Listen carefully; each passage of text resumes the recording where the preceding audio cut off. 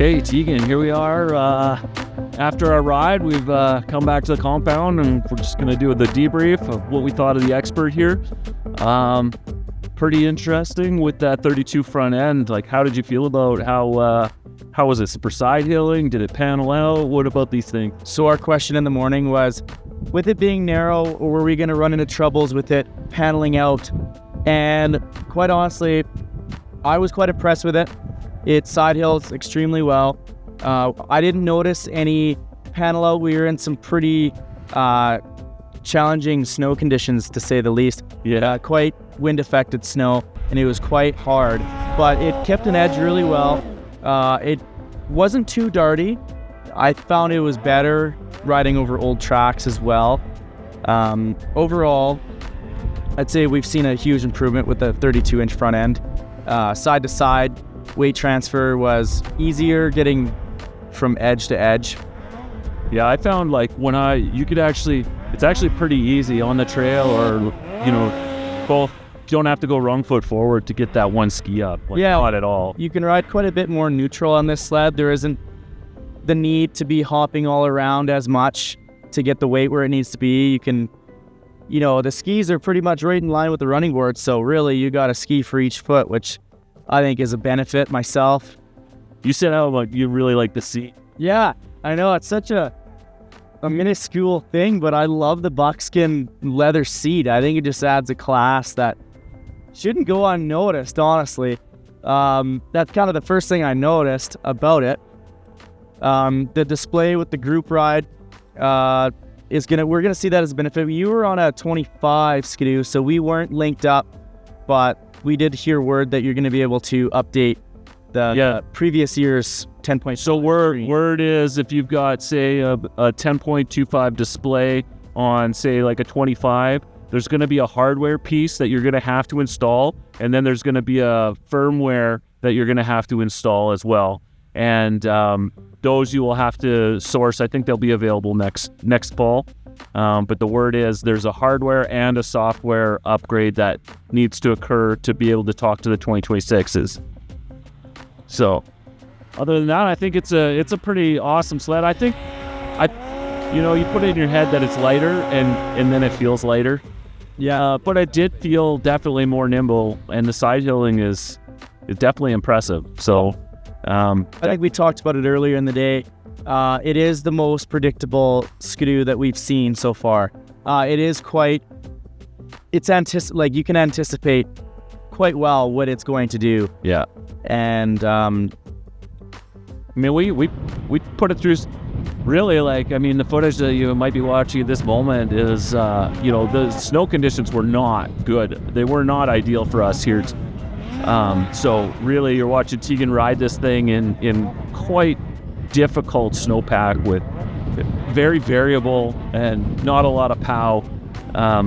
So just to be able to do what he did, just hopping on it, I think goes to show kind of, predictable is a good word. We're going to go with most predictable Skidoo ever. Yeah, and like you said, the snow wasn't great, but honestly, for a test, it's honestly pretty good because, all sleds in 2 feet of pow are easy. They are all easy. Yeah. But it's those challenging snow days that where this thing is going to shine over previous years of Skidoo.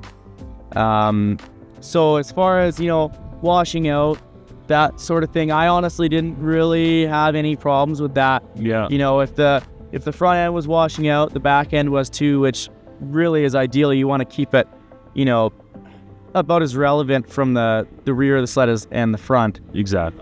If you are washing out with the sled, it does mean it is truly steep, or the snow is, And we definitely put it on some steep slopes, just to see, because we were curious about the panel out, and really, it doesn't seem to be an issue. It wasn't something that we thought that you're not going to lose the ski because the panel's pushing on the snow. Yeah, exactly. It didn't seem to do that. So, all in all, it's a pretty sick sled, really. Yeah.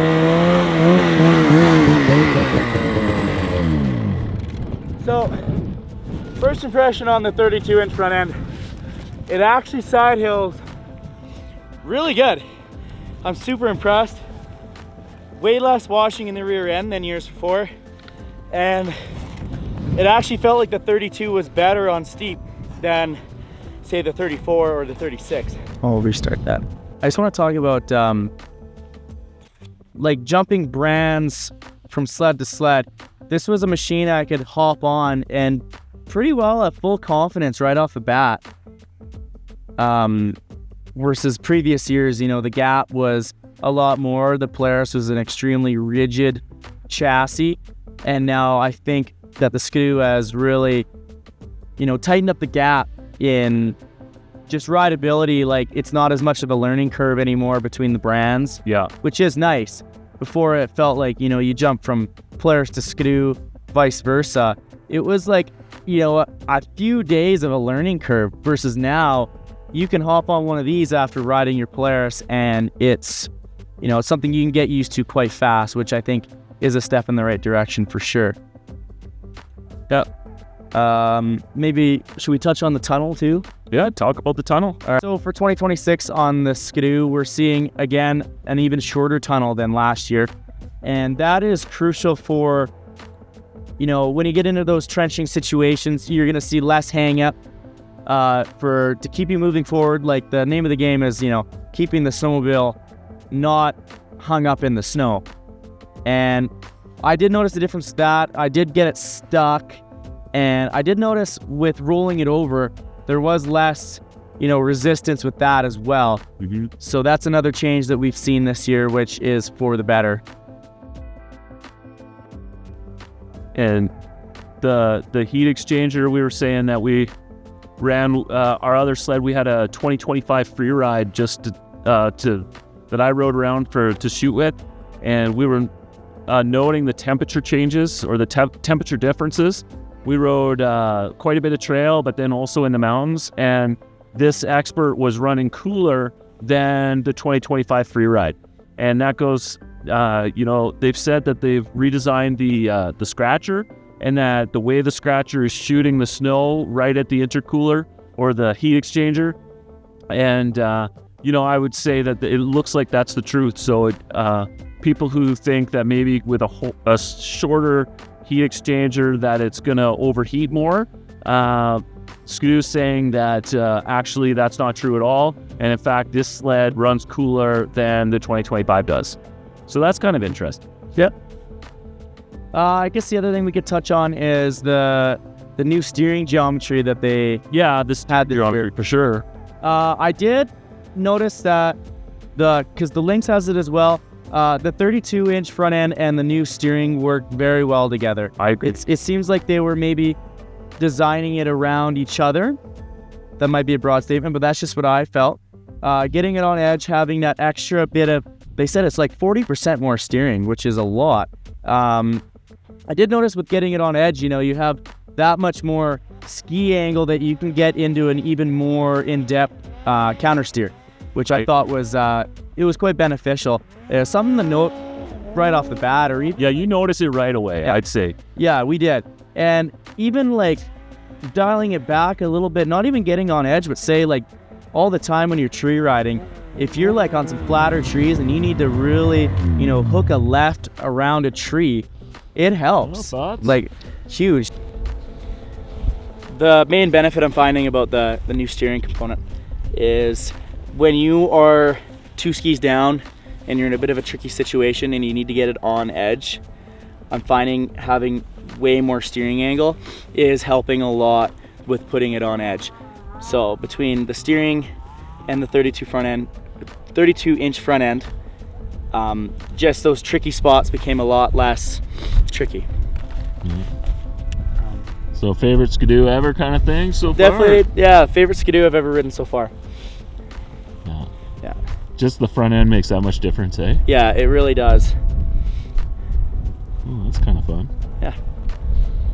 One thing, like for me, I'd have to say I love the Skidoo brake lever.